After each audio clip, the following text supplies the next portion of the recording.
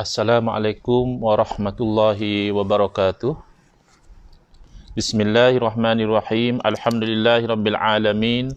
Wa afdhalus salati wa atamu taslimi ala sayyidina Muhammadin wa ala alihi wa sahbihi ajmain. Rabbi shrah li sadri wa yassir li amri wahlul 'uqdatam min lisani yafqahu qawli. Subhanaka la ilma lana illa ma 'allamtana innaka antal alimul hakim.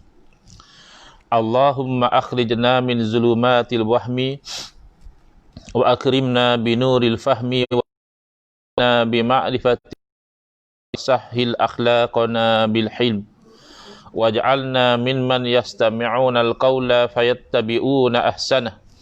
Allahumma ati nufusana taqwaha wa anta khairu man zakkaha anta waliyuha wa maulaha. Allahumma arinal haqqa haqqan warzuqna ittiba'ah wa arinal batila batilan warzuqna ijtinabah. Allahumma anfa'na bima 'allamtana wa 'allimna ma yanfa'una wa zidna ilman wa huda, amma ba'd.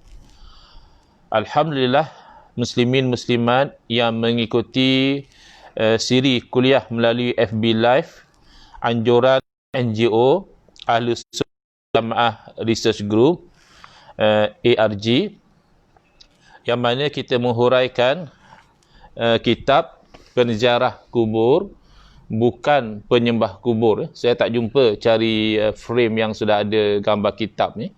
Jadi kita menggunakan kitab ini, penziarah kubur bukan penyembah kubur, yang disusun oleh Al-Fadil Kiai Ma'ruf Khazin hafizahullah wa nafa'ana bihi wa bi'ulumihi fid daraini amin. Saya mohon maaf kerana live ini tadi sambil melihat mesej di telefon, saya terlelap, tertidur. Jadi kelam kabut bersiap ni terlambat kita memulakan live, saya mohon maaf. Baik, kita telah sampai ke muka surat 30. Yang ini adalah satu perkara yang kerap dijadikan isu komplain bangkangan oleh sebahagian daripada saudara-saudara kita, iaitu berkaitan dengan zikir, dengan niat agar pahala zikir itu dapat kepada si mati, dengan niat supaya zikir yang kita lakukan, tahlil dan sebagainya itu memberi manfaat kepada si mati. Jadi selalu saudara-saudara kita sendiri, mereka bising, mereka komplain, kata mereka perbuatan kita itu tak betul, kerana zikir kita tak akan sampai pahalanya kepada si mati, dan segala tahlil, selawat dan sebagainya, bacaan Quran itu tidak memberi manfaat kepada si mati, kerana kata mereka amalan si mati itu telah terputus dengan kematiannya. Hanya kan kalau ada pun masih berjalan pahalanya daripada sedekah yang jariah, ataupun daripada ilmu yang masa dia hidup dulu diajarkan kepada orang, lalu ilmu itu masih diambil manfaat, ataupun daripada anak yang soleh yang mendoakan bagi si mati. Jadi lain daripada itu, kata mereka, itu tidak dapat pahalanya kepada si mati. Baik. Ramai di antara umat Islam yang ketika menziarahi kubur membaca serangkaian kalimat zikir yang dikenal dengan istilah tahlil ataupun tahlilan, buat tahlil lah, itu common, istilah yang biasa digunakan oleh masyarakat kita. Hal semacam ini sebenarnya sudah diamalkan oleh Rasulullah sallallahu alaihi wasallam. Wan Rosayati baru discharge, alhamdulillah, syafaqillah syifaan ajila la yughadiru saqama. Moga-moga sihat, lebih-lebih lagi boleh kita mengikut, dapat mengikut majlis-majlis ilmu secara online dengan lebih selesa lagi.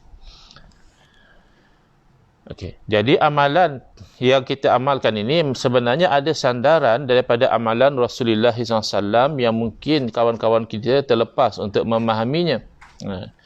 An Jabir bin Abdullah Al-Ansari qala kharajna ma'a Rasulillah sallallahu alaihi wasallam yawman ila Sa'd bin Mu'azin hina tuwfiya qala falamma shalla alaihi Rasulullah sallallahu alaihi wasallam wa wudi'a fi qabrihi wa suwiya alaihi sabbaha Rasulullah sallallahu alaihi wasallam fasabbahna tawila thumma kabbara fakabbarna faqila ya Rasulullah lima sabbahta thumma kabbarta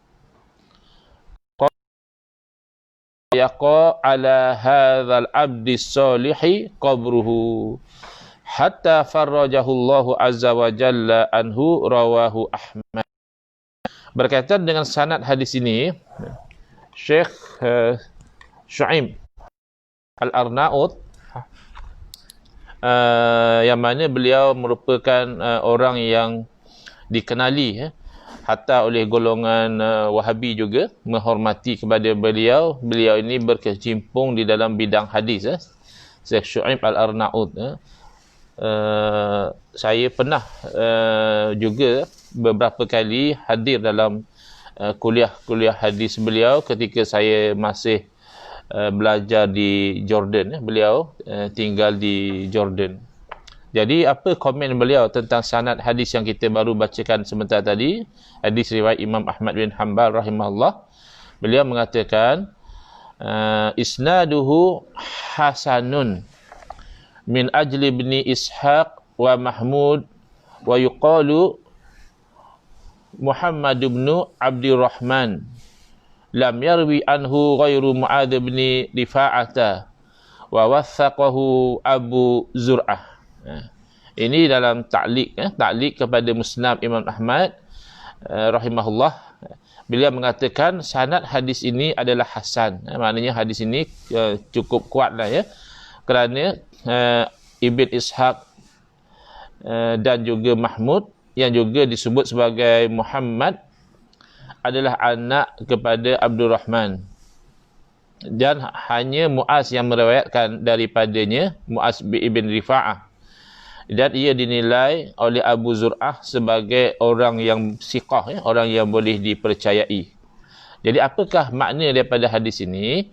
Daripada Sayyidina Jabir ibn Abdullah Al-Ansari radhiyallahu anhu, dia menceritakan bahawa satu hari kami keluar bersama dengan Rasulullah SAW. Apa tujuan keluar? Kerana untuk menguruskan jenazah sahabat Nabi, iaitu Sayyidina Sa'ad ibn Mu'adz radhiyallahu anhu. Ketika Sa'ad bin Mu'adz radhiyallahu anhu meninggal dunia, maka Nabi SAW dan para sahabat yang lain keluar untuk menguruskan jenazah beliau.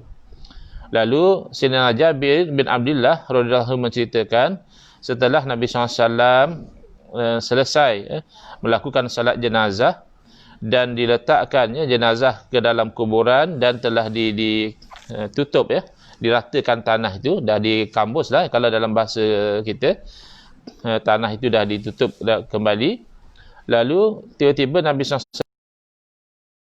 dan kami pun mengikut bertasbih bersama dengan Nabi SAW. Tasbih subhanallah, subhanallah, subhanallah, subhanallah, subhanallah, subhanallah, tawilah, lama sekali. Summa kabbara, lalu baginda SAW bertakbir, fakabbarna, lalu kami juga bertakbir bersama dengan Nabi SAW. Maknanya bertasbih dan bertakbir beramai-ramai ini dilakukan oleh Nabi SAW dan para sahabat. Allahu Akbar, Allahu Akbar, Allahu Akbar, Allahu Akbar, Allahu Akbar. Jadi itu yang berlaku di sisi kuburan Sayyidina Sa'ad bin Mu'adz radhiyallahu anhu. Setelah selesai, lalu ada orang bertanya kepada Rasulullah SAW, nak tahu kenapakah baginda bertasbih, kemudian baginda bertakbir tadi, apakah sebabnya?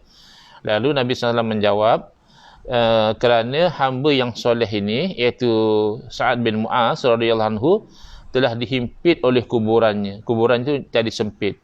Jadi oleh sebab itulah Nabi SAW bertasbih dan juga bertakbir. Jadi kuburan itu menghimpit kepada sahabat Nabi ini radhiyallahu anhu, sehinggalah Allah Ta'ala melepaskan dia daripada himpitan tersebut.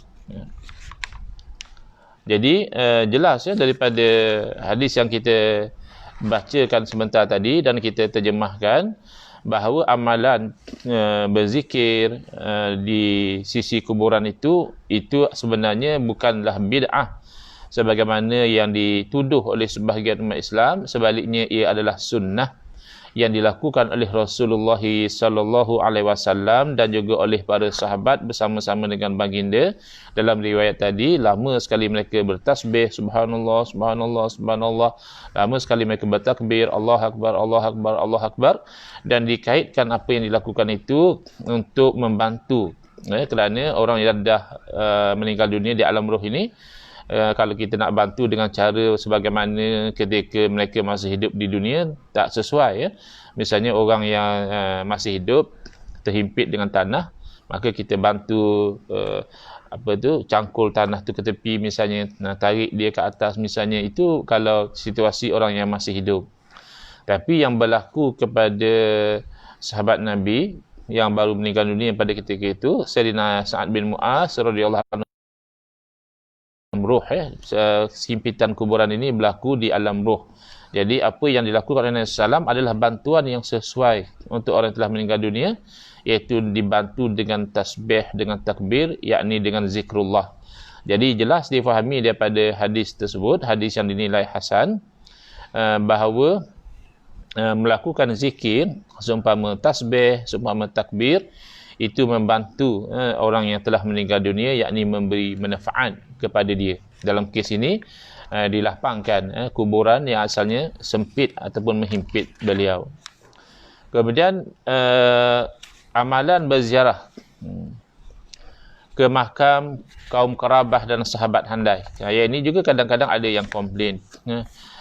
Bahkan kalau kita rajin pergi ziarah ke kuburan ini, kita pula dilabel sebagai kuburiyun dengan makna yang sangat negatif, iaitu sebagai pemuja ataupun penyembah kubur. Na'udzubillah min zalik. Padahal yang kita lakukan ini adalah sunnah. Cuba lihat bagaimana dalil berziarah ke makam kerabat, yakni kaum keluarga, dan juga kepada sahabat-sahabat. An Abdullah bin Abi Mulaikata anna Aisyata akbalat dhata yawmin minal maqabiri faqultu laha ya ummal mu'minin min aina akbalti. Qalat, ada baris yang tersilap. Qalat min qabri akhi Abdurrahman ibn Abi Bakrin. Faqultu laha alaysa kana Rasulullah sallallahu alaihi wasallam naha an ziyaratil kubur? Qalat na'am, kana qad naha. Thumma amara bi ziyaratiha, rawahul Hakim. Cuba lihat ya. Isteri Nabi SAW tergolong antara sahabat Nabi yang alim, yang banyak diambil fatwa dan juga ilmu agama daripada beliau, iaitu Sayyidatuna Aisyah radhiyallahu anha. Diriwayatkan daripada Abdullah ibn Abi Mulaikah bahawa satu hari Sayyidatuna Aisyah radhiyallahu anha balik pulang daripada kuburan. Lalu saya bertanya kepada beliau, wahai ibu orang-orang yang beriman. Ini gelaran kemuliaan kepada isteri-isteri Rasulullah SAW, ummahatul mu'minin, ibu-ibu kepada orang yang beriman. Ya, jadi seorang sajalah, kalau ramai ummahat. Ya ummal mu'minin, wahai ibu kepada orang-orang yang beriman. Daripada mana ibu datang ni, daripada mana? Lalu Sayyidatina Aisyah radhiyallahu anha menjawab, saya balik daripada kuburan saudara saya Abdurrahman ibn Abu Bakar. Lalu aku bertanya lagi kepada Sayyidatina Aisyah radhiyallahu anha, tidakkah Rasulullah SAW telah melarang daripada ziarah kubur? Lalu Sayyidatina Aisyah radhiyallahu anha menjawab, betul, ya, memang Nabi SAW telah melarang, tapi selepas daripada itu baginda yang menyuruh untuk menziarahi kubur. Hadis riwayat Al-Hakim. Baik, jadi ini pun sebenarnya menunjukkan, walaupun ada setengah ilmu yang tidak wujud sebagai satu ilmu yang tersusun, tidak mudawan, tidak tersusun sebagai satu ilmu di zaman sahabat radhiyallahu anhum ajmain, tetapi sebenarnya ilmu itu diamalkan. Dalam contoh ini adalah ilmu usul fiqh. Dalam ilmu usul fiqh, nak memahami hukum, para ulama usul fiqh ada meletakkan konsep yang dinamakan nasakh. Ada yang nasikh dan mansukh.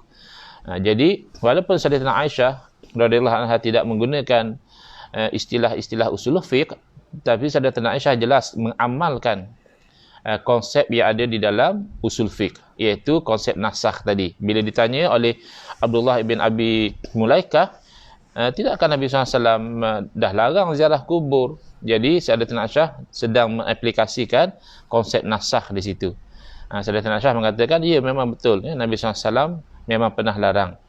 Tapi seolah-olahnya dikatakan oleh Sayyidatina Aisyah, larangan itu telah dinasahkan. Larangan itu sudah mansukh. Nasikhnya mana? Perintah Nabi SAW yang datang kemudian. Kan dalam ilmu usul fiqh kita belajar, nasikh yang menasahkan itu dia mesti datang kemudian daripada mansukh yang dinasahkan. Maka larangan itu datang dahulu. Jadi asalnya memang Nabi SAW pernah larang, tapi larangan itu mansukh, tidak lagi terpakai kerana ada nasikh yang datang kemudian. Summa maknanya selepas itu. Amara bi ziyaratiha, baginda menyuruh supaya menziarahi kubur. Jadi Sayyidatina Aisyah radhiyallahu anha beramal dengan hukum yang baru, meninggalkan hukum yang lama iaitu larangan, beramal dengan hukum yang baru iaitu suruhan. Paling tidak suruhan ini menunjukkan kepada hukum sunat menziarahi kubur sebagaimana pegangan jumhur ulama. Jumhur ulama ziarah kubur itu hukumnya sunat. Baik, di manakah Sayyidatina Aisyah menziarahi saudaranya? Cuba lihat ya. Ada pula yang mengatakan kita tak boleh sengaja berjalan jauh untuk pergi ziarah kubur kan. Saya pernah dengar mereka komplain apa yang dilakukan oleh Habib Umar bin Hafizahullah, itu ulama yang terkenal dari Yaman. Sentiasa beliau tu berjalan jauh dengan murid-murid beliau untuk menziarah kepada kubur Nabi Hud alaihi salam. Jadi mereka kata komplain. Mereka kata ini orang suruh buat haji ke Mekah, mereka buat haji ke kubur pula. Ini kamu yang mengatakan haji, ya. Orang yang melakukannya tidak pernah meniatkan itu haji. Mereka faham, ya. Habib Umar pun buat haji umrah ke Makkah, ke Baitullah. Mereka faham as it is lah, benda itu sebagai realitinya bukan haji, tetapi berjalan jauh ataupun bermusafir untuk menziarahi kuburan. Cuba lihat. An Abi Mulaikata qala mata Abdurrahman ibn Abi Bakrin bis-Safahi aw qariban minha fahamalnahu ala awatiqir rijali hatta dafannahu bi Makkah. Faqadimat Aisyah radhiyallahu anha ba'da wafatihi faqalat aina qabru akhi fa'atathu fasallat alaihi zada fihi ghairuhu bi syahrin, rawahu al-Baihaqi. Dalam riwayat ini jelas bahawa diperbolehkan bermusafir semata-mata untuk ziarah kubur. Ini bercanggah dengan fatwa Syekh Ibn Taimiyah yang mengharamkan bermusafir untuk menziarahi kubur Nabi SAW berpunca dari salah faham. Ini orang alim, orang yang berilmu, tetapi beliau kerap melanggar ijma' para ulama berpunca daripada salah faham terhadap dalil-dalil Quran dan hadis. Salah satu contohnya di sini, iaitu Nabi SAW bersabda, la tushaddu rihalu illa ila thalath masajid, Masjidil Haram, Masjidil Hadha, wa Masjidil Aqsa, atau kama qala sallallahu alaihi wasallam. Nabi SAW bersabda, la tushaddu rihal, tidak diikat tunggangan, yakni tidak musafir kecuali kepada 3 masjid. Yang mana? Pertama, Masjidil Haram diikat tunggangan, maknanya musafir. Yang kedua, Masjidi Haza, masjid saya ini, yakni Masjid Nabawi. Dan yang ketiga, Masjidil Aqsa. 3 masjid ini diikat tunggangan, maknanya musafir lah untuk pergi ke 3 masjid ini. Lalu berdasarkan hadis tersebut, Syekh Ibn Taimiyah berfatwa bahawa bermusafir untuk ziarah makam Nabi SAW, ziarah kubur Nabi SAW, hukumnya adalah haram. Siapa yang bermusafir untuk ziarah makam Nabi SAW, maka musafirnya itu atau disebut sebagai safar, safarnya itu dianggap sebagai safar maksiat. Dan kita tahu, kalau orang itu berada dalam safar yang maksiat, yang bermusafir untuk pergi minum arak misalnya, orang yang bermusafir untuk pergi bunuh orang, orang bermusafir untuk pergi berzina, na'udzubillah min zalik. Kesemuanya itu kalau mereka itu menunaikan solat di dalam perjalanan, mereka tidak boleh solat jamak dan qasar, kerana solat jamak dan qasar ni adalah satu bentuk keringanan, rukhsah. Maka agama kita tidak memberi rukhsah keringanan kepada orang yang bertujuan jahat. Jadi seolah-olahnya ziarah makam Nabi SAW ni satu musafir untuk ziarah makam Nabi ni di sisi Syekh Ibn Taimiyah satu standard dengan musafir nak pergi minum arak, satu hukum dengan musafir nak pergi berzina, na'udzubillah min zalik. Padahal puncanya keliru. Bila rihal, beliau berbeza dengan ulama lain memahami maknanya haram. La di situ maknanya haram. Haram bermusafir kecuali ke 3 masjid. Oleh kerana makam Nabi SAW tidak termasuk dalam salah satu daripada 3 tempat yang dikecualikan itu, maka ia kekal haram. Jadi ini jelas keliru dan tidak dipegang oleh satu orang pun, melainkan oleh pengikut-pengikut beliau. Ulama lain tidak berpegang demikian. Yang pertama, la tushaddu rihal di situ tidak menafikan kebolehan, maknanya bukan kata haram. La tushaddu rihal itu menafikan keperluan. Maknanya tidak perlu untuk musafir kalau hanya semata-mata untuk bermusafir, kecuali semata-mata musafir itu untuk 3 masjid ini. Jadi illa, la tushaddu rihal illa, kecuali. Illa dalam bahasa Arab ini disebut sebagai adatul istisna, alat untuk mengecualikan. Dalam bahasa Inggeris kita kata exception. Jadi kalau ada pengecualian, tentulah ada yang dikecualikan dan ada yang dikecualikan daripadanya. Misalnya, saya telah mendapat pengecualian dari membayar cukai. Jadi, yang dikecualikan itu adalah saya. Dikecualikan daripada apa? Daripada membayar cukai. Mana orang lain kena bayar cukai. Tapi oleh kerana saya buat permohonan, misalnya, saya tunjukkan bukti-bukti pendapatan saya terjejas dan sebagainya misalnya, lalu saya diberi pengecualian, dikecualikan dari membayar cukai. Jadi dipahami oleh para ulama, tidak perlu kita itu bermusafir kecuali 3 masjid. Dikecualikan dari apa? Kalau ikut fatwa Syekh Ibn Taimiyah, seolah-olahnya dikecualikan daripada tempat-tempat. Mustasna minhu adalah al-amakin. Tidak boleh kita bermusafir ke tempat-tempat kecuali 3 masjid. Jadi oleh kerana itu, oleh kerana makam Nabi SAW itu adalah tempat yang bukan salah satu daripada 3 masjid yang disebutkan, maka hukumnya haram. Jadi natijah macam ni, lam yakul bihi ahadun. Tidak ada seorang ulama lain yang memahami demikian, kerana ia akan membawa natijah yang sangat janggal. Kalau dikatakan al-mustasna minhu itu amakin, tempat-tempat, tidak membusafir ke tempat-tempat kecuali 3 masjid, bermakna kalau begitu, musafir untuk kita pergi ke berniaga misalnya, kita daripada Kuala Lumpur bermusafir ke Al-Usta. Al-Usta jelas bukan salah satu daripada 3 masjid. Maka kalau ikut logik Syekh Ibn Taimiyah, maka musafir kita untuk berniaga itu haram.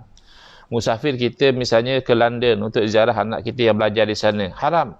Musafir kita untuk belajar di Jordan misalnya, haram. Kenapa? Kerana itu bukan termasuk salah satu daripada 3 masjid. Kan ini jelas tidak ada satu orang ulama yang sanggup berfatwa demikian, bahkan termasuk Syekh Ibn Taimiyah. Musafir itu adalah musafir yang haram. Jadi bermakna fatwa beliau itu tersilap. Tapi malangnya, oleh kerana ada saudara-saudara kita ini yang walaupun slogan mereka jangan taksub kepada ulama, kita berpegang pada Quran dan Sunnah, tetapi mereka bila berkaitan dengan Syekh Ibn Taimiyah, mereka tanpa mereka sedari, mereka sebenarnya menjadi taksub. Fatwa yang jelas silap sebegitu pun masih mereka pegang sehingga sekarang. Dan saya pernah cek dalam laman fatwa di Arab Saudi pun masih berpegang dengan fatwa haram bermusafir untuk ziarah makam Nabi SAW. Tinggal lagi dari segi praktikal, mereka tidaklah sampai melarang kita daripada menziarah makam Nabi SAW, kerana mereka memahami kita bermusafir itu untuk ziarah masjid. Tinggal lagi bila dah sampai di situ, kita sekaliguslah kita singgah, bukan kita musafir kerana nak ziarah makam. Kalau musafir untuk ziarah makam ikut fatwa mereka, hukumnya haram. Jadi ini adalah keliru. Pertama, kita dah terangkan tadi, tak mungkin al-mustasna minhu amakin. Itu akan menjadi satu fatwa yang tidak akan boleh diaplikasikan. Maknanya kita tak boleh musafir lah. In effect hanya boleh musafir ke 3 masjid ni sajalah. Lain pada 3 masjid ini tak boleh musafir. Itu kan tak pernah dikatakan oleh satu orang yang berakal pun, apatah lagi orang yang ulama yang alim tidak akan mengeluarkan fatwa yang sangat ganjil demikian. Dan lebih lagi bercanggah dengan hadis ini yang menunjukkan bahawa sahabat sendiri bermusafir untuk menziarahi kuburan, iaitu Sayyidatina Aisyah radhiyallahu anha, isteri Nabi, sahabat yang sangat alim, yang menjadi rujukan umat Islam dalam bab berfatwa dan hukum hakam. Beliau sendiri bermusafir untuk ziarah kuburan saudara beliau. Daripada Ibn Abi Mulaikah, perawi yang sama, apabila meninggal Abdul Rahman Ibn Abu Bakar di satu tempat yang namanya Sifah, ataupun berhampiran dengan Sifah, lalu kami memikulnya di atas bahu pada lelaki, mana usung jenazah lah, macam biasalah, usung atas bahu, hingga kami mengkuburkan di Makkah. Jadi tempat dimakamkan tu di Makkah. Lalu bayangkan Sayyidatina Aisyah radhiyallahu anha tinggal di Madinah. Setelah berlaku kematian tersebut, dia bertanya, di manakah kuburan saudaraku? Tanya pada orang, sebab masa dikubumikan Sayyidatina Aisyah tidak ada. Bahkan dalam satu riwayat mengatakan selepas sebulan pengebumian itu, barulah Sayyidatina Aisyah pergi menziarahi. Bertanya kepada orang, mana dia kuburan? Setelah ditunjukkan, ini dia kuburan saudara beliau, lalu beliau mendatanginya dan melakukan solat, yakni solat jenazah, dan mengatakan setelah kejadian itu berlaku setelah 1 bulan.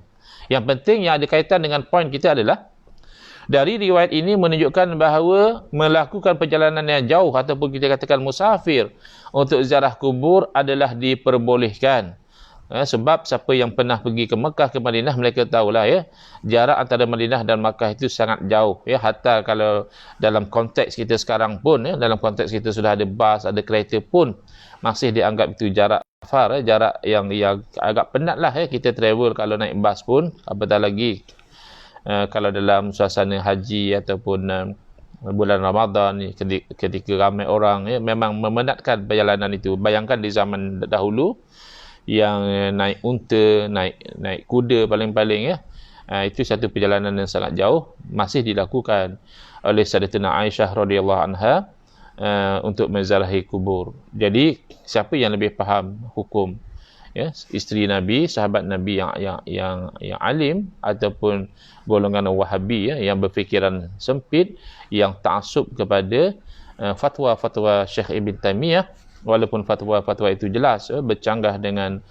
sunnah Nabi SAW dan juga sunnah para sahabat. Hadis yang kedua, an Aisyah qalat qala Rasulullah sallallahu alaihi wasallam, ma min rajulin yazuru qabr akhihi wa yajlisu indahu illa sta'nasa bihi wa radda alaihi hatta yaquma.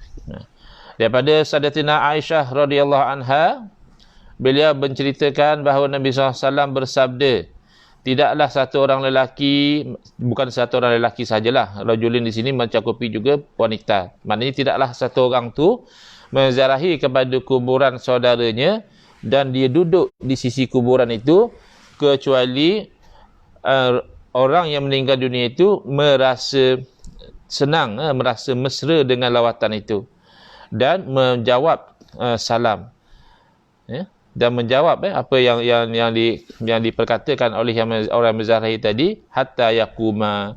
Jadi dia rasa senang, dia menjawab, tapi tidak didengari lah. Kalau didengari, kita yang lari. Kalau kita pergi ke kuburan, Assalamualaikum, orang dalam kubur jawab Waalaikumsalam, lari kita.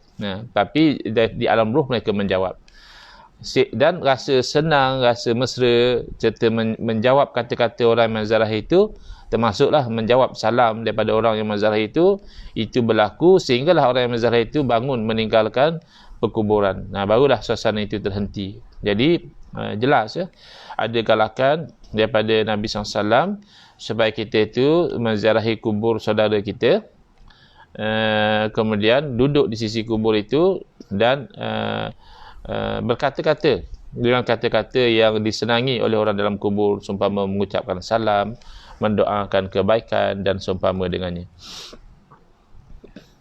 Orang-orang yang Wahabi yang sangat rigid, mereka memang anti kalau kita tu bercakap-cakap dengan orang dalam kubur, kerana kata dia orang mati buat apa lagi bercakap. Nah, itu jelas bercanggah dengan sunnah, kerana Nabi SAW sendiri baginda ada bercakap dengan orang dalam kubur, sahabat ada bercakap dengan orang dalam kubur. Jadi mereka sebenarnya dari segi praktikal mereka anti kepada sunnah Nabi SAW, anti kepada sunnah para sahabat.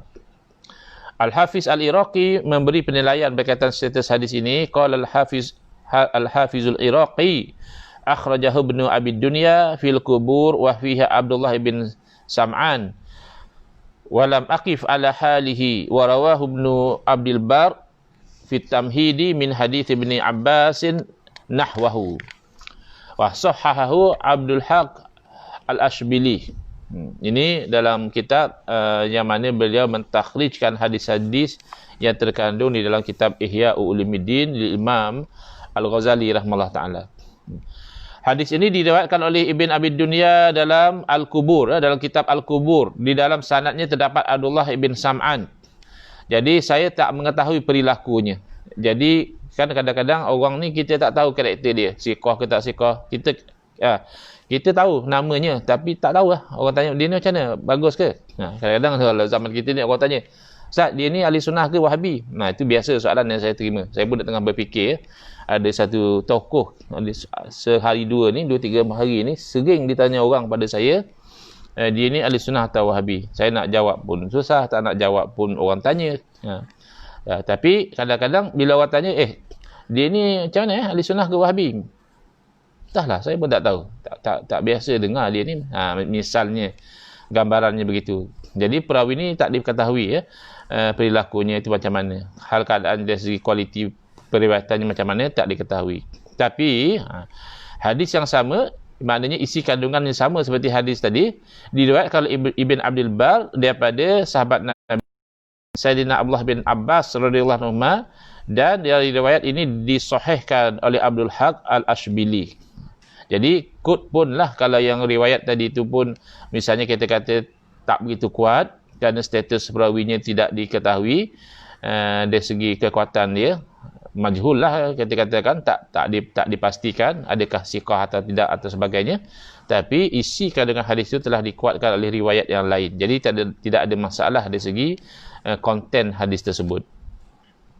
Hadis yang ketiga, qala Rasulullah sallallahu alaihi wasallam, ma min abdin yamurru bi qabri rajulin kana ya'rifuhu fid dunya fa yusallimu alaihi illa arafahu wa radda alaihi salam. Rawahul Khatib fit Tarikh wa Ibn Asakir an Abi Hurairah wa sanaduhu jayyidun. Wa rawahu Abdul Haq fil Ahkam wa qala isnaduhu sahihun kama fi Kulaybi. Qalyubi.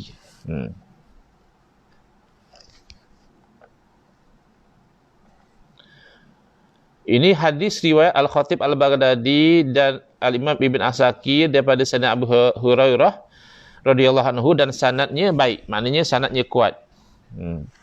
Dan diriwayatkan oleh Abdul Haq dalam kitab Al-Ahkam dan berkata sanadnya sahih. Apa isi kandungan hadis ini?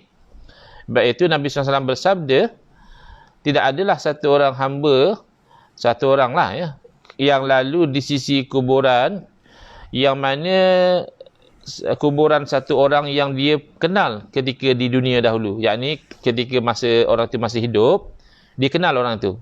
Bila orang tu dah mati, dia lalu di sisi kuburan ni kubur kawan aku ni, ataupun ni kubur office mate aku ni.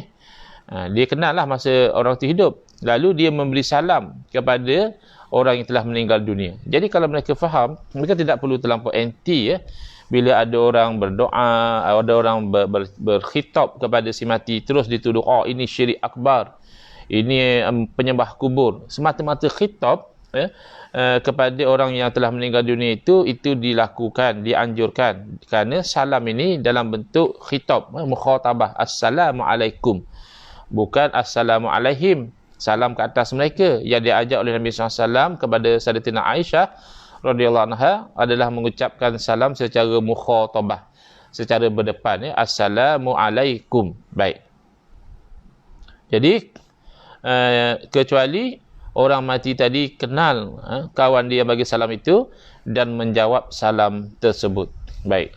Sekarang selesai kita bab, kita akan masuk kepada bab yang sangat penting yang menjadi dorongan kenapa perlu kita huraikan kitab penziarah kubur, bukan penyembah kubur, kerana ada tuduhan. Sudah berlaku tuduhan yang sangat berat terhadap umat Islam. Kononnya mereka yang pergi menziarahi kubur ni melakukan perbuatan menyembah kubur. Apakah asal muasal tuduhan penyembah kubur ini? Di muka surat 35. Kita tidak akan pernah menemukan kalimah keji penyembah kubur pada masa Rasulullah SAW, pada masa tabi'in dan pada masa ulama salaf. Jadi istilah kuburiyun itu sendiri adalah satu istilah yang bid'ah, yang dilakukan oleh orang yang menuduh bid'ah itu sendiri. Dia tengok orang ziarah kubur, dia kata ini kuburiyun. Dia tak sedar dengan dia menuduh orang ziarah kubur itu sebagai kuburiyun, yakni pemuja ataupun penyembah kubur, dia telah membuat bid'ah yang sayyi'ah. Kerana Nabi SAW tidak pernah melabelkan orang ziarah kubur sebagai penyembah kubur. Tabi'in dan juga ulama salaf tidak pernah melabelkan orang yang menziarahi kubur, yang berdoa di tepi kubur, yang bertasbih di tepi kubur, yang membaca Al-Quran di tepi kubur, tidak pernah dituduh oleh generasi salaf sebagai penyembah kubur. Jadi orang ini sebenarnya yang buat bid'ah yang sayyi'ah ketika mana mereka membuat tuduhan liar, melabelkan orang yang menziarahi kubur ini sebagai penyembah kubur. Baik. Mereka keliru. Sebagaimana yang kerap berlaku kepada golongan ini, bukan mereka tolak Quran dan hadis, ya. Yang menolak Quran dan hadis ini biasanya adalah golongan liberal, golongan free thinker dan seumpama dengan mereka. Adapun golongan Wahabi, mereka tidak menolak Quran dan hadis, bahkan mereka memberi gambaran kepada orang lain seolah-olahnya mereka lah orang yang paling kuat berpegang dengan ajaran Quran dan hadis. Tapi mereka menjadi menyeleweng kerana mereka sendiri menyelewengkan tafsiran kepada Quran dan hadis. Mereka salah faham terhadap makna Quran dan hadis. Ada orang masuk dalam ruangan komen di Facebook saya, dia menampalkan satu poster yang menunjukkan Al-Habib Umar Hafizahullah dan orang-orang lain berada di sisi kuburan. Lalu dia kata, cuba Ustaz komen ini hadis ni sahih ke tidak. Hadis Imam Bukhari, jelas hadis sahih, yang mana dikatakan Allah Ta'ala melaknat orang-orang Nasara dan Yahudi kerana mengambil kuburan para nabi mereka sebagai masjid, sebagai masjid. Jadi saya kata memang pun jangan katakan hadis yang sahih, bahkan ayat Al-Quran juga boleh dibaktilkan penafsirannya. Hadisnya sahih, tapi tafsiran terhadap hadis yang sahih itu yang menyeleweng, yang tidak sahih. Kerana apa? Kerana mereka menganggap orang yang menziarahi kuburan, duduk di tepi kubur, berdoa ataupun melantunkan syair-syair dalam bentuk doa, itu orang yang sedang menyembah kubur ataupun menjadikan kuburan itu sebagai masjid. Padahal yang dimaksudkan dalam hadis tersebut iaitu sujud. Masjid dengan makna bahasanya adalah tempat sujud. Jadi menjadikan kuburan itu sebagai tempat sujud dengan erti kata apa? Dengan erti kata sujud kepada kuburan itu. Itu yang dilarang. Memang dalam gambar tu ada juga yang tunjukkan gambar ada orang sujud kepada kuburan. Itu dilarang. Hatta kuburan para nabi pun dilaknat oleh Allah Subhanahu Wa Taala golongan yang sujud kepada kuburan nabi mereka. Sujud itu dilarang, menjadikan kuburan itu sebagai tempat disujud ke arahnya itu Apatah lagi kalau memang ada orang yang betul-betul dia tu menganggap orang dalam kubur tu Tuhan. Itu memang lagi parah lah. Tapi orang yang berakal sihat, dia tidak akan menganggap orang dalam kubur tu Tuhan, ya, kerana orang yang dalam kubur tu orang mati. Tuhan mustahil mati, ya. Kita kalau ada punya akal yang sihat, kita tidak akan menerima sebarang bentuk kekurangan pada Tuhan. Tuhan mustahil lemah, mustahil mati, mustahil bisu, mustahil lah, segala apa bentuk kekurangan tu mustahil. Cuma tetap juga, kalaupun dia tidak menganggap orang dalam kubur tu sebagai Tuhan, perbuatan sujud kepada kubur tu haram. Itu dilaknat orang-orang Nasara dan Yahudi apabila melakukan perbuatan yang demikian, dan ditafsirkan oleh sebahagian kerana orang Nasara jelas Nabi, tidak ada kuburan nabinya, kerana Nabi Isa AS mengikut keyakinan kita umat Islam tidak dikuburkan, tapi diangkat ke langit. Jadi sebagai ulama memaksudkan sujud kepada kuburan para nabi itu maknanya sujud kepada para nabi yang telah mati dalam bentuk patung. Mereka buat patung Nabi Isa AS, mereka buat patung Siti Maryam misalnya. Jadi bila mereka masuk ke tempat ibadah mereka, mereka sujud kepada patung-patung ini. Jadi itu yang ditafsirkan juga oleh sebahagian para ulama. Bukan bererti kita menziarahi kubur ataupun kita melakukan solat menghadap kiblat, berhampiran dengan kubur, yang itu yang dimaksudkan, tidak. Ataupun ada masjid dengan tiga bangunan masjid yang ada dengan dekat kubur, sebagaimana yang berlaku kepada makam Nabi SAW sendiri. Kan ketika Nabi SAW masih hidup, rumah Siti Aisyah radhiyallahu anha hanya berada bersebelahan saja dengan masjid, dekat dengan masjid. Lalu setelah Nabi SAW wafat, meninggal dunia, dimakamkan di rumah Sayyidatina Aisyah radhiyallahu anha. Berarti rumah itu sudah menjadi kuburan, dan kuburan itu berada dekat dengan masjid, ya.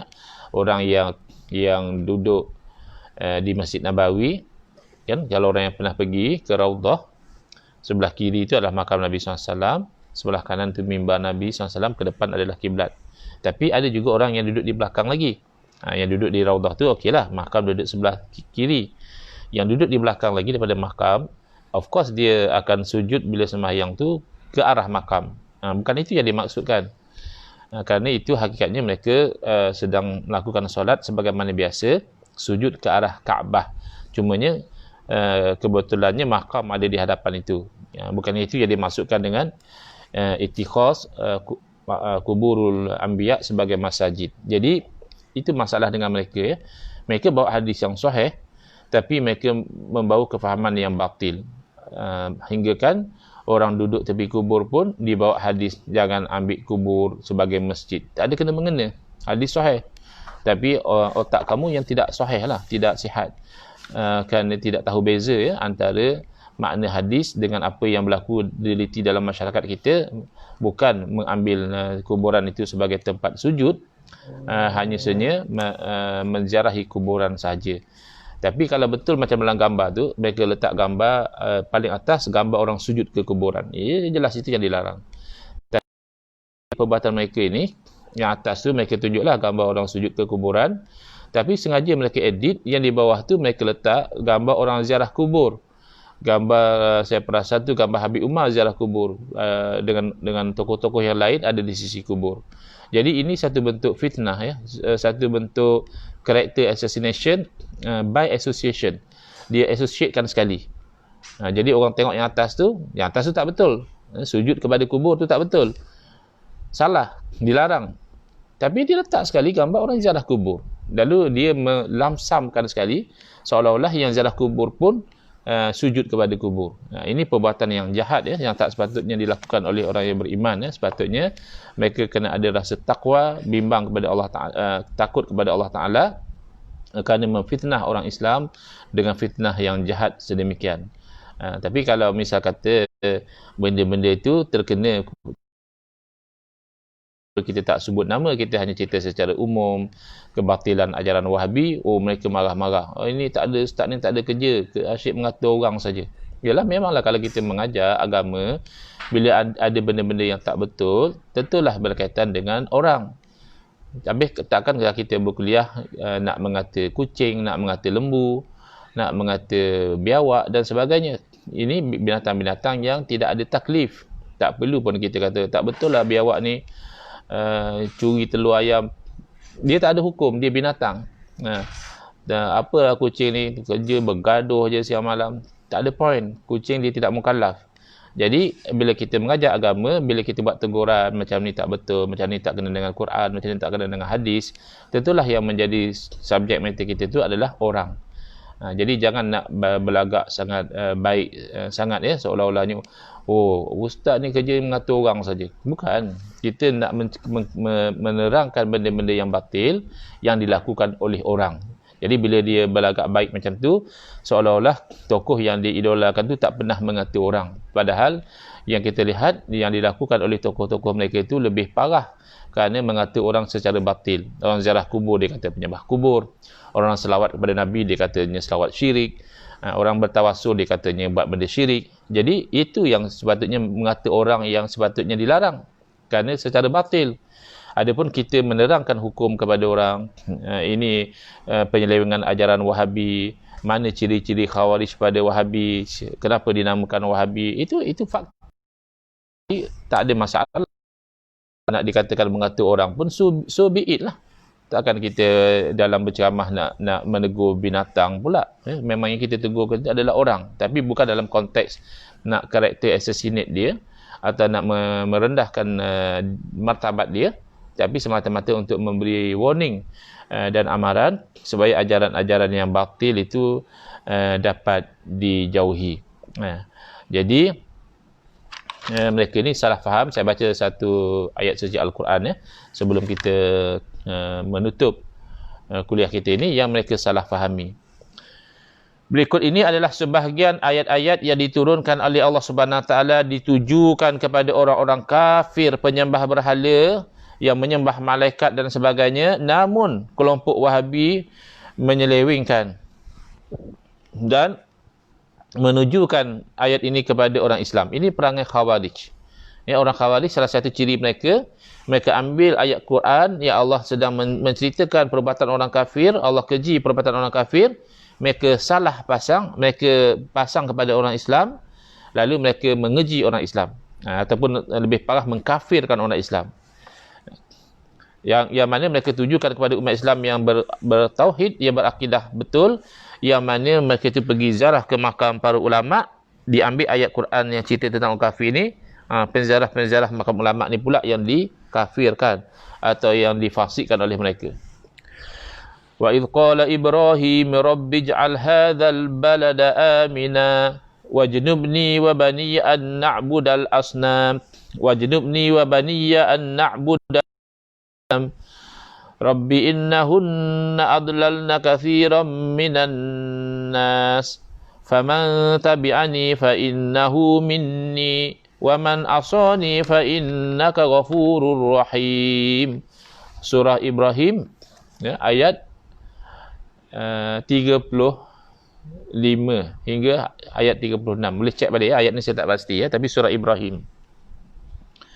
Dan ingatlah ketika Ibrahim alaihissalam berkata, wahai Tuhanku, jadikanlah negeri ini, yakni Makkah, negeri yang aman. Dan jauhkanlah aku beserta anak cucuku daripada menyembah berhala-berhala. Ini doa Nabi Ibrahim alaihissalam buat diri beliau sendiri, nak minta Allah jauhkan daripada kesyirikan, menyembah berhala, dan juga minta Allah jauhkan anak cucu daripada menjadi penyembah berhala, melakukan kesyirikan. Ya Tuhanku, sesungguhnya berhala-berhala itu telah menyesatkan kebanyakan daripada manusia. Ini majaz. Kerana berhala itu batu. Berhala tak ada kempen apa pun. Berhala tak ada buat propaganda apa pun. Macam mana pula berhala menyesatkan? Ini majaz. Kerana melihat kepada berhala itu menjadi sebab orang itu sesat, syirik menyembah kepada berhala. Jadi disebabkan penyesatan itu kepada berhala. Kalau berhala boleh bercakap, dia kata apa salah aku, korang yang sembah aku tak suruh pun. Tapi ini biasa penisbahan ini secara majaz saja telah menyesatkan kebanyakan daripada manusia. Maka barang siapa yang mengikutiku, mengikuti ajaran Nabi Ibrahim AS, ajaran Tauhid, maka sesungguhnya orang itu termasuk dalam golonganku. Dan ada barang siapa yang menderhakai aku, iaitu pergi kepada syirik, menyembah berhala, maka sesungguhnya engkau maha pengampun lagi maha penyayang. Itu pun Nabi Ibrahim AS tidak mendoakan laknat dan sebagainya. Nabi Ibrahim AS masih mendoakan moga Allah Ta'ala beri hidayah, yakni setelah mendapat hidayah bertaubat dapat pengampunan daripada Allah Subhanahu Wa Ta'ala. Jadi yang inilah yang nanti kita akan lihat bagaimana orang-orang Wahabi satu perangai dengan orang Khawarij. Ayat cerita tentang penyembah berhala ni dia pasang kepada orang ziarah makam ulama. Jadi kata dia, tengok ya, samalah ni, sembah berhala semua ni. Padahal na'udzubillah tidak ada terdetik langsung dalam hati orang-orang Islam yang bertauhid ini ketika mana mereka menziarah kepada makam-makam aulia, makam anbiya, bahawa nabi-nabi dan wali-wali ini adalah Tuhan, lalu disembah sebagaimana orang berhala. Itu tidak berlaku. Ini adalah tuduhan su'uzzon, sangkaan buruk yang perlu dijauhi oleh orang yang beriman kepada Allah Subhanahu Wa Taala. Nanti kita akan baca lagi ayat-ayat yang lain dan juga silsilah tuduhan penyembah kubur ni daripada mana datang. Dia ada tu, bermula bid'ah tu dia ada masa dia. Sedangkan di zaman Nabi SAW, di zaman para sahabat dan salafus soleh, tidak berlaku perlabelan orang yang ziarah kubur, yang bertasbih, bertakbir di tepi kubur ini sebagai penyembah kubur, tidak berlaku. Jadi insya-Allah kita akan sambung perbincangan kita, kitab penziarah kubur bukan penyembah kubur ini, pada hari besok. Hopefully besok kita boleh start sharp, iaitu jadual kita sepatutnya 10.30 pagi sehingga sekitar jam 11.30 pagi. Hadza wabillahi taufiq wal hidayah. Wassalamualaikum warahmatullahi wabarakatuh. Sekejap ada seorang komen dia kata setiap kali sebut Wahabi barulah perkara yang positif dalam Islam. Positif lah ni kita positif supaya orang tahu bahawa tuduhan-tuduhan negatif Wahabi itu negatif jangan sampai kamu jadi macam orang yang buta sebelah. Mata dia buta sebelah, dia hanya nampak sebelah saja. Apalah ustaz ni negatif, asal ceramah je sebut Wahabi. Padahal dia sendiri anggap Wahabi itu bagus. Jadi kalau di sisi dia, kalau kita rajin sebut Wahabi, maknanya kita sebut benda positif, sebab bagi dia Wahabi itu positif. Dan di sisi kita, bila kita sebut Wahabi pun sebenarnya positif daripada sudut kita terangkan kekeliruan golongan Wahabi ini. Yang Wahabi sebut itu negatif sebenarnya. Saudara kita yang komen tadi, kalau masih mendengar live kita, Wahabi itu yang sepatutnya kamu pergi nasihat kamu cari tokoh-tokoh Wahabi yang asyik mensyirikkan selawat, mengkafirkan orang ziarah kubur, menuduh habaib sebagai penyembah kubur. Itu semua negatif. Itu semua membawa kepada perpecahan, membawa kepada kebencian, membawa kepada memandang rendah kepada orang-orang Islam yang itu yang negatif. Jadi kalau saudara rajin nak bagi nasihat, tak perlu di sini. Di sini kita cerita benda supaya orang faham ziarah kubur tu negatif tu ada pada tokoh-tokoh Wahabi yang kamu minat tu. Kamu singgah di page-page mereka, bagi nasihat. Ustaz dahlah tu membid'ahkan orang, ceritalah benda yang positif dalam Islam. Ustaz dahlah tu mensyirikkan amalan-amalan orang Islam, selawat dan sebagainya disyirikkan, dahlah tu Ustaz, ceritalah benda-benda yang positif. Itu lebih bermanfaat insya-Allah, supaya tokoh-tokoh yang berfahaman Wahabi ni, mana tahu dengan nasihat kamu supaya dia bercerita benda yang positif, dia pun akan sedar, insaf kesalahan dia selama ini, suka membid'ahkan orang, suka mensyirikkan orang, itu sebenarnya adalah benda yang daripada neraca syarak negatif. Kebetulan saya dah nak tutup tadi, terpandang komen tadi, bagus komen tu, tapi tak kena tempat. Tempat yang sesuai adalah di page-page tokoh-tokoh Wahabi yang sering menegatifkan umat Islam, menegatifkan amalan umat Islam. Bahkan terbaru ada yang sampai menegatifkan ijma' umat Islam, kesepakatan umat Islam pun dinegatifkan, seolah-olah kita kena cek ijma' ni selari atau dengan Quran dan Sunnah atau bercanggah dengan Quran dan Sunnah. Kalau ijma' tu selari, kita ikut. Kalau ijma' tu bercanggah dengan Quran dan Sunnah, kita tolak. Jadi kita lebih hebat daripada seluruh umat Islam. Kerana kita yang tahu kata ijma' tu bercanggah dengan Quran dan Sunnah, ulama-ulama yang ijma' tu semua tak tahu. Jadi ini adalah kalimah yang nampak macam betul tetapi maknanya sangat batil. Samalah seperti orang yang kata macam ini, dia kata kita tengoklah hadis Nabi tu, kalau hadis tu selari dengan Quran, kita ikut. Tapi kalau hadis tu bercanggah dengan Quran, kita tak boleh ikut. Samalah. Padahal ikut hadis itulah tuntutan Al-Quran.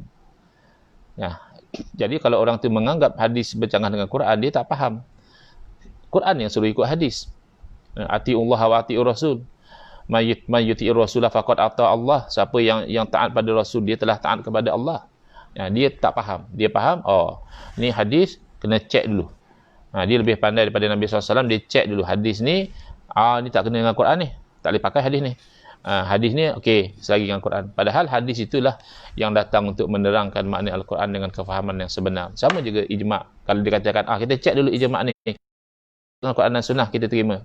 Bercanggah dengan Quran dan Sunnah kita tolak. Padahal Quran dan Sunnah yang mewajibkan kita ikut ijma'. Tu negatif. Jadi kalau nak bagi nasihat orang tu. Dah lah tu, ya. Cukup-cukup lah, ya. Duk kacau orang Islam musim-musim bulan puasa ni. Ini tak boleh. Ijma' pun fasid. Bagi nasihat dia, supaya dia menceritakan benda-benda yang positif, insya-Allah. Lagi sekali saya katakan, berjumpa pada hari besok dalam siaran live kita, insya-Allah. Hadza wabillahi taufiqu wal hidayah. Wassalamualaikum warahmatullahi wabarakatuh. Bismillahirrahmanirrahim. Alhamdulillah rabbil alamin, wassalatu wassalamu ala asyrafil anbiya'i wal mursalin wa ala alihi wa sahbihi ajma'in. Allahumma syrah sudurana wa ahsin akhlaqana wa azim ujurana wa nawwir qulubana bi nuri hidayatika kama la tarda bi nuri syamsika abadan abada bi rahmatika ya arhamar rahimin. Walhamdulillah rabbil alamin. Amin ya rabbal alamin. Wal afu minkum.